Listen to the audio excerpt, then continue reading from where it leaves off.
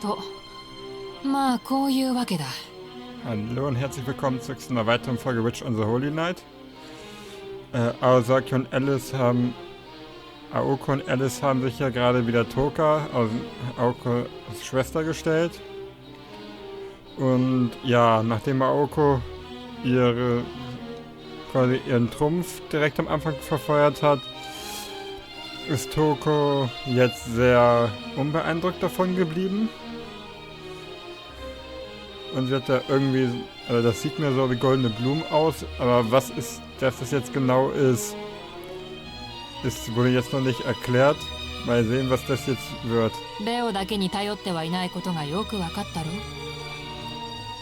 Touko's expression was steely.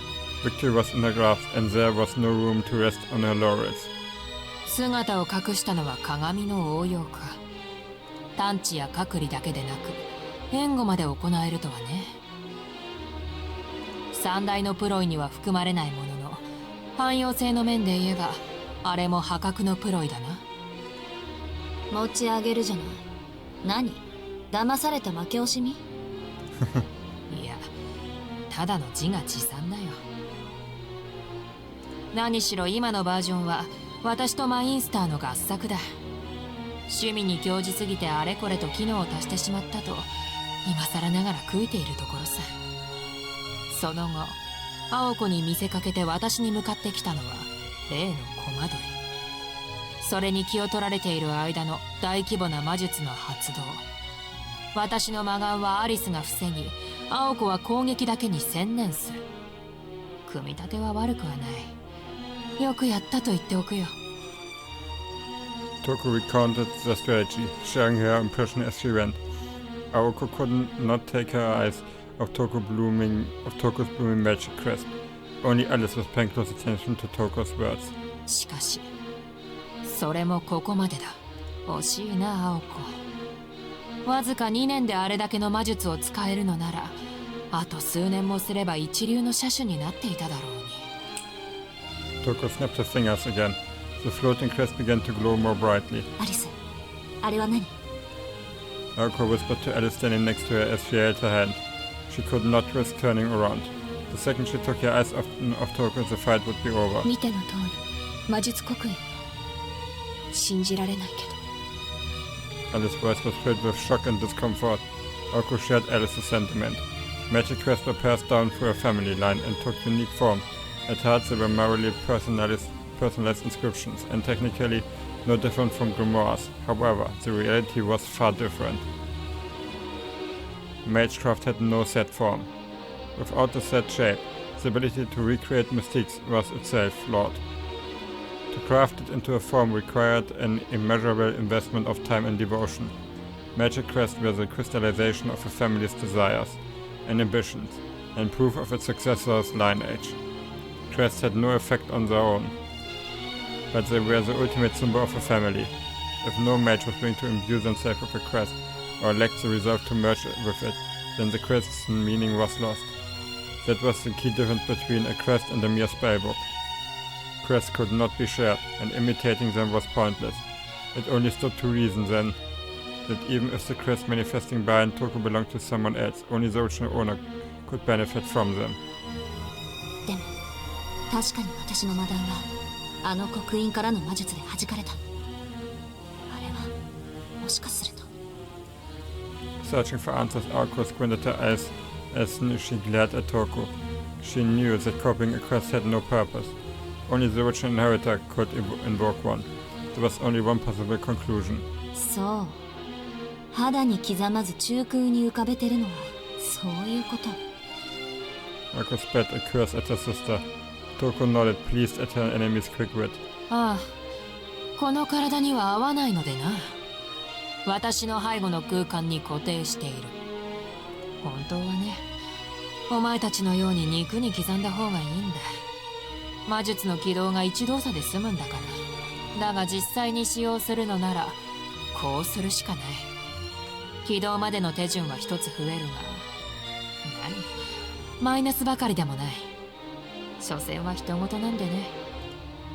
And it seems neither physically nor mentally. Touko knew her sister was inhuman, but she never thought thought she would go this far. 会うわけないじゃない。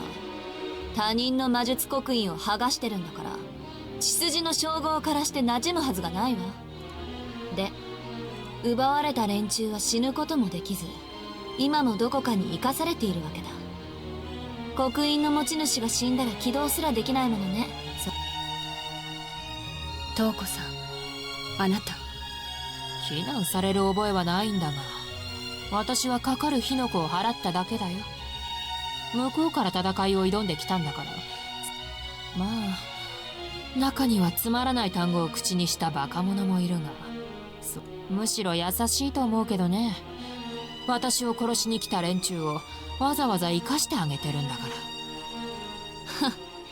その魔術師たちがちゃんと人間の形をしてることを祈るわ。お前ね、私を何だと思ってるんだ。脳だけ保存とか、面倒だから100人ひとまとめにした肉塊とか、そんな手抜きなんぞするものか。きちんとカフェを用意して、食事も娯楽も睡眠も自由に提供してるんだぞ。中には一生ここで暮らしたいなんて騒ぎ立てるバカもいるぐらいだ。Touko's words were hardly believable, but it was clear Crest were in copies. Alice Gold's deepened. What Touko had described had no discernible benefit in her mind. Where had she gone to the trouble of stealing other mages' crests? It would have been more efficient to break down the crests into components and make replicas. For a skilled puppet master like Touko, she could have made a much more powerful puppet with those crests. It would have made a pawn loyal to her envy, every command at that. Much more useful than any enslaved mage. なんでそんなことを？そういう人なのよ、姉貴は。これで行くと決めたらそれしか目に入らない人なの。ある日の話よ。テレビでピザの CM をやっててさ、私たちは唐突にあのデブ食を食べたくなった。でも悲しいかな。一般家庭であるうちにあったのはサラミだけ。うちの実家、山奥にあるの知ってるでしょ？町まで行くのに1時間はかかる。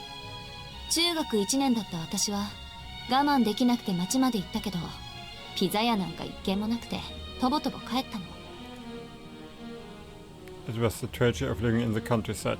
Misaki, which had only recently gotten a conveyor belt sushi restaurant, would not see a pizzeria for another 2 years. なのに骨折り損で家に帰ったら、姉貴のやつ「おかえり」とか手を振ってピザ食べてやがったのよ。おせんべいを下地にしてみたわとか言って、外見たら鳥3羽と牛1頭丸々消えてて、ああこの女には10日交換とか手間とかお金の問題とかそういうの一切頭にないんだって思い知らされたわ。Alice agreed that was pretty crazy. そんな無茶なやつだからガンド打ちで目に見える傷跡を出そうなんて平気で考えるのよね。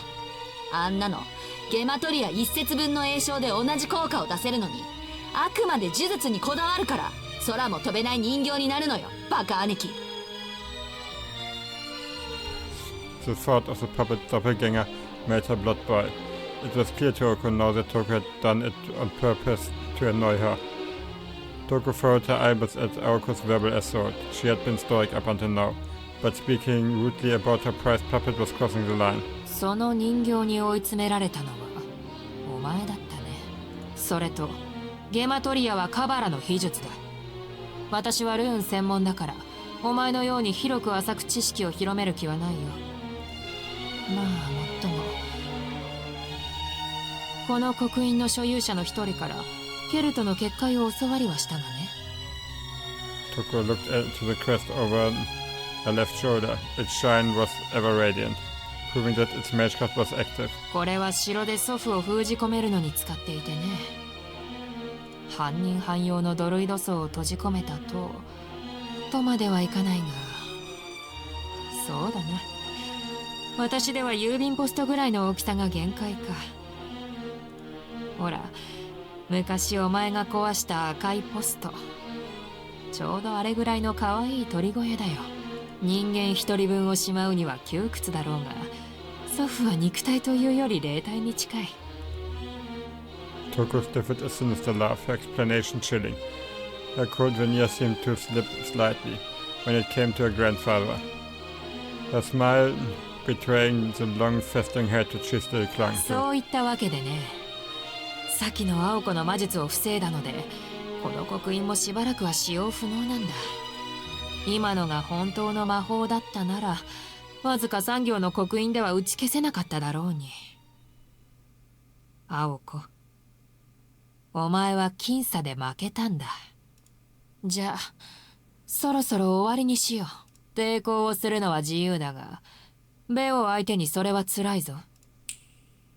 Touko snapped her fingers one more time. The golden werewolf was hiding in the old school building. The signal to him echoed eerily through the surrounding woods. Before the echo stopped, Touko shouted back at Alice. 行って、アリス!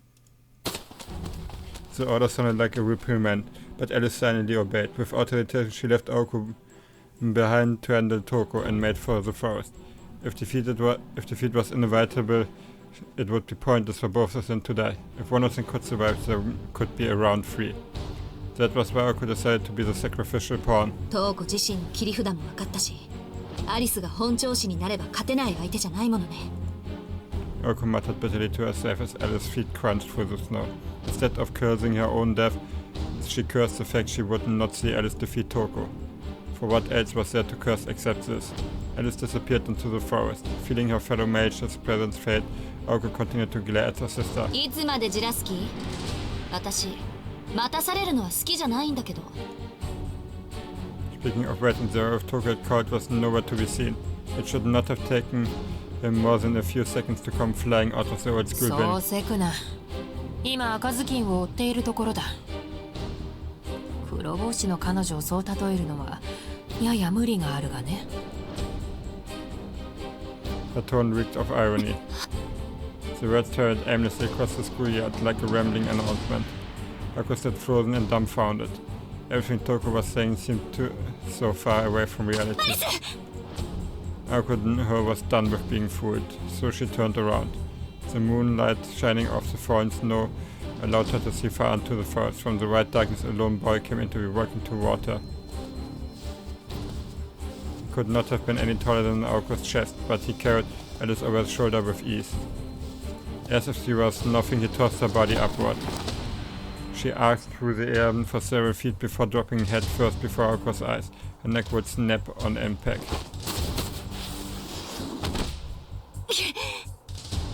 Even though she was wiser not to, Touko reached out and caught her. Alice's light body waved heavy as she fell into Touko's arms. The stitches on her wounds tore, dyeing Touko's arms crimson. Touko gritted her teeth, fighting the pain that shoot through her body and the sensation of the warm blood. アリス、無事。Alice did not respond, but Touko could see she was at least conscious. The werewolf must have ambushed her right after she ran into the woods. Alice bleeded heavily from where the wolf tore her abdomen open last night, just like he had done to Touko. 初めから森に潜ませていたとはね。Cursing her own carelessness, she gently lay Alice's body down. She set her sights on the blonde-haired boy, her new target. つまり、あれよね。甘く見ていたふりで、初めから余裕なかったんだ。Even in the face of Touko's rage, he did not stop smirking. He stared back at the girls, eyes gleaming, twinkling with excitement at the brutality to come. The blonde hair and green eyes she saw last night, and his effeminate features now, seemed ethereal, like he had changed into a being from another planet. ベオ、今日は食っていいぞ。Touko's voice echoed from afar. The boy's grin broadened. Nobody could have expected what came next. Touko rushed headfirst at the boy. Faster than the robin decoy, she sped, blood dripping from both arms. Touko watched wide-eyed at the spectacle.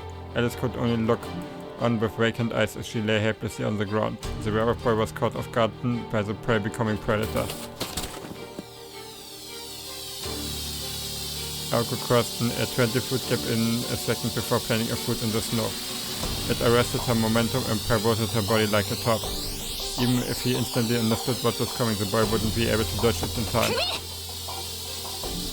Losing momentum from her spin, she pushed her leg into the ground and sprang up.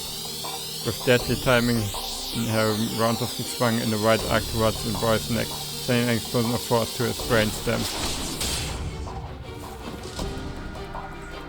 It was an exceptional display of martial arts, strengthened by magical energy.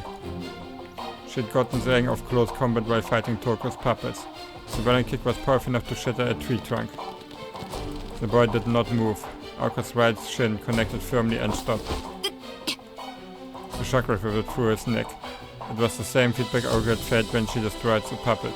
Even if he wasn't defeated, she had to have severely damaged his spine. As she looked at him to confirm her kill, the boy simply stared back at her, not even bothering to twitch an eyebrow. お姉さんの右足は確か噛み切った方だ。それで首を狙ったのはすごいよね。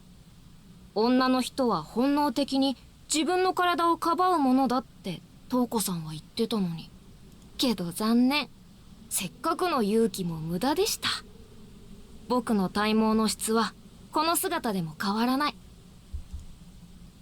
The only one hurt between the two was Aoko. The leg she had lodged in his neck was totally numbed, like it had been chopped clean off with a それ hatchet. に少しだけ迷いがあったな。くっつけたばっかりの足だから人間が僕の相手をするならそんなこと気にしちゃいけないのに。ああ。 The boy smiled, basking in Aoko's shock and awe. She could not free her leg.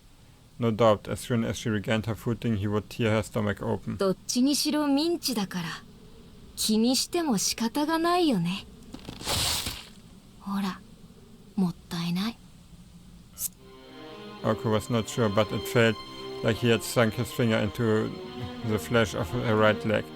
He was right about her leg. She barely had any feeling in it. It had been completely paralyzed after the last attack, and was now back in the same horrid state. Except this time, instead of being torn to pieces, it had been crushed to the bone. Her leg might have been numbed, but just the look of it was enough to horrify her. The way it was crumpled, all that blood. Bitte zeigt es nicht, ich kann sowas nicht so gut ab. Any normal person would have died from shock. As if thinking about someone else, Aoko considered how cruel Magic Crest could be. あれ？まだ目が死んでない。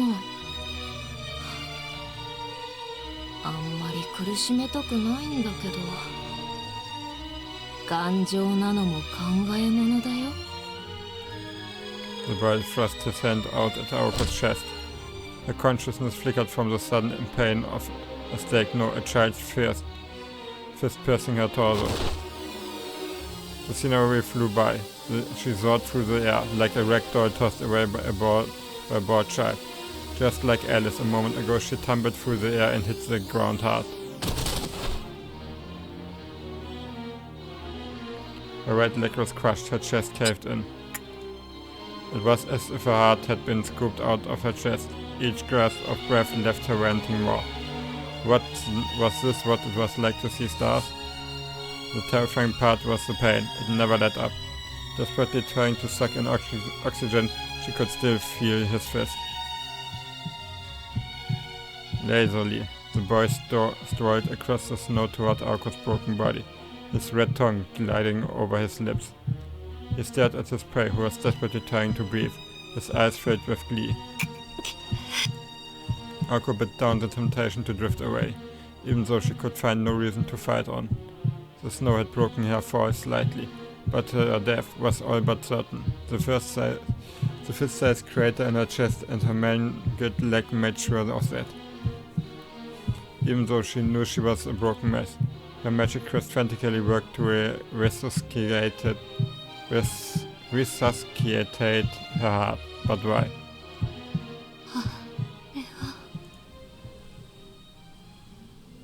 The sight of Touko in the distance was the only thing that kept her conscious. Her sister looked surprised for some reason, like she was witnessing some strange phenomenon that wasn't like her.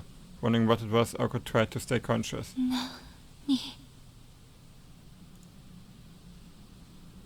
Feebly trying to raise her head, she looked into where Touko was staring.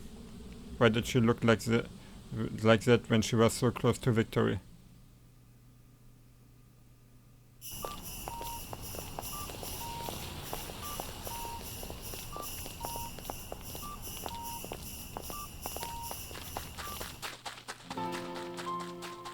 His heart was beating faster than normal. The fragmented and disturbing images kept returning, and he desperately pushed them to the back of his mind. They were thoughts that shook his resolve.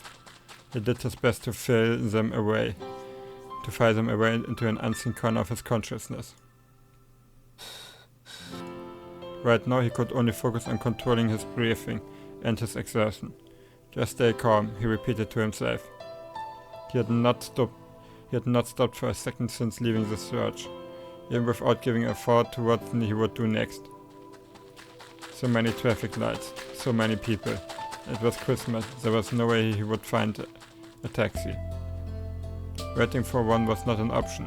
It was why he had put his trust in his legs. He dashed through the city streets. He had to find a shorter route than last night. His heart was ready to jump out of his chest, pounding like a hammer against the fire bell. He had no intention of giving up yet, but he could not seem to calm himself down. In his precarious condition, even surrender seemed too great of an effort to spare. Visions of horrible outcomes flashed through his mind. No, calm. He needed to stay calm. That was his only weapon. He was painfully aware he was powerless. The best thing he could do was to keep his head on straight. While he wrangled with his mind, his pulse seemed to quicken with every step. The forest was faintly lit by the moon. That was more than enough on such a bare mountain. He followed the two sets of footprints. Ahead lay a situation he had nothing to do with, just like at the amusement park. Even if you go, there's nothing you can do for them. The only effect her admonishing words had was to hasten his pace. He pushed to the ground with his legs even harder, trying to leave his doubt in the kicked-up snow behind him. Of course, he was powerless. The pain in his chest told him so. At best he would be useless, and at the worst he would be a liability. He recalled the binding spell placed on him at the church. It did not matter. His body told him he would regret being torn to pieces less than if he did nothing. Not once did his legs fail him as he ran through the woods, though it felt as though his heart could at any moment. His weakness screamed at him from within. Just like back at the amusement park. He was beyond reason or circumstances now. Ultimately, I just want to help her. That was all he really desired. His heart pounded with vigor. As he ran through the dark, wintry forest, only one thing gnawed at his mind. Not concern for the girls, nor anger toward Touko. The red roses bursting forth from her limbs. Screams of agony like childbirth. The harsh reality of something beautiful dying.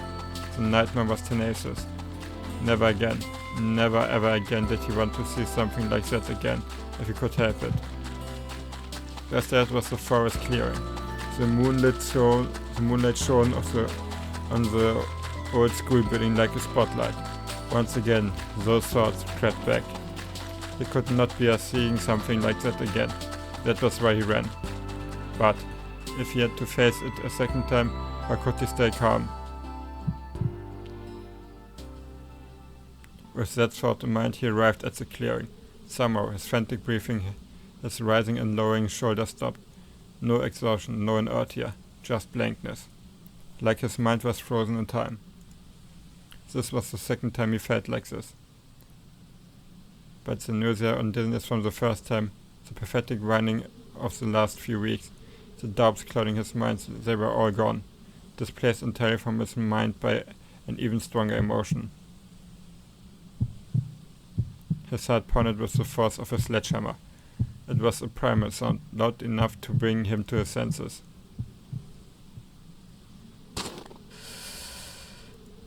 Sergio stepped into the clearing, letting out a deep but steady exhale. Also, his eyes were locked within the blonde-haired boy's. His concentration was focused inward. Be calm, be calm. Every fiber of his being worked to control his breathing. The clearing told the story of Aoko and Alice's crushing defeat. Aoko was lying face up in the snow, her right leg bright red and crushed at the side. Her eyes were glazed over, but Sergio could tell she was still bravely fighting, judging by her spluttering she had taken a hard blow to her chest or back. Soichiro deduced it was most likely both. Alice's injury seemed less serious than Aoko's, but she lay motionless on the ground nevertheless. She was lying across from Aoko, face down in the snow, arms out in front, as though pushing herself up was too painful. Before the old schoolboy stood the figure of the mage she had seen before. Paying her no mind, Soichiro began to walk forward. Feeling calmer since arriving at the clearing, he advanced toward Aoko. Touko did nothing to stop him. No one noticed, but the faintest look of worry flickered in her eyes. お兄さんもその人たちの仲間? The child bearer spoke immaculately, confident in his victory, and perhaps also eyeing up a new meal. Soichiro ignored him and kept walking toward Aoko. The complete disregard wiped the smile from the boy's face. Still, Soichiro carried on. The beast feelings were the last thing on his mind. Once he reached Aoko, he looked down at her with a pained expression on his face. Strangely, he was at a loss for words. After a slight hesitation, all he could manage to say was, なってないぞ、生徒会長。行く時ぐらい声をかけるものだろう。 His awkward remark was half scolding and half affectionate. このバカ. Despite the pain in her stomach, Aoko was able to throw an insult his way. 安心した。余裕あるじゃないか、青崎。 His voice brightened as if buying her bravado. The truth was that she barely had the strength to live. Despite that, Shoujo looked like he wanted to respond in his usual way. Something like, see, Aozaki, you're too tough to die even when someone kills you. あんた. As soon as he tried to speak, she ran out of breath. Soichiro heard her loud and clear this time. He might have looked absent-minded, but he knew exactly how dangerous the situation was. Aoko knew because his carefree-sounding words did not match his expressionless face. 何のつもりで? Before she could say doing, she coughed painfully. Soichiro pressed his fingers to his lips and nodded. Aoko could not quite believe it, but it looked as though Soichiro had gestured to her to not speak. ほら、状況はあの時と一緒だ。君がやられたら、次はこっちの番なんだろう。だから協力をしに来たんじゃないか。まあ、何もできないのも、あの時と変わってはいないんだけど。Aoko did not know what to say. She could only look up at him, amazed and awed. The werewolf stared at them, visibly frustrated. After all, he believed himself to be the noblest of all creatures. Ignoring him was treason, punishable by death. Had Touko not been there, he would have sunk his teeth into Soichiro's neck by now. He was sure he had been intimidating enough. However, his prey did not show any signs of fear. It was hard to imagine, but maybe, just maybe, this guy did not view him as a threat. まあ、誰でもいいんだけど。筋張った肉は歯ごたえがあっていいし、先にそのお兄さんから始めても構わないよね。The werewolf called out once again. Still not responding, Soichiro raised a hand to his nose. Cool, calm and collected, paying no mind to the boy, yet keeping an eye on him. 匂うな。ん? Everyone present was confused. No one seemed to be able to smell anything but him. へえ。何が匂うっていうのかな。Beo's voice retained its usual arrogance, but was tinged with impatience. The boy was unable to hide his irritation at being ignored. Finally, Soichiro turned to face the boy just a short distance away from him. 品のない肉の匂いがする。これだから犬は嫌いなんだ。His voice was filled with disgust and contempt. Soichiro was mainly speaking to himself, but the werewolf boy had never felt so insulted, even if that was not Soichiro's intent at all. Ich würde sagen, an dem Punkt beende ich dann mal diese Folge. Vielen Dank fürs Zuschauen und bis zum nächsten Mal. Ciao!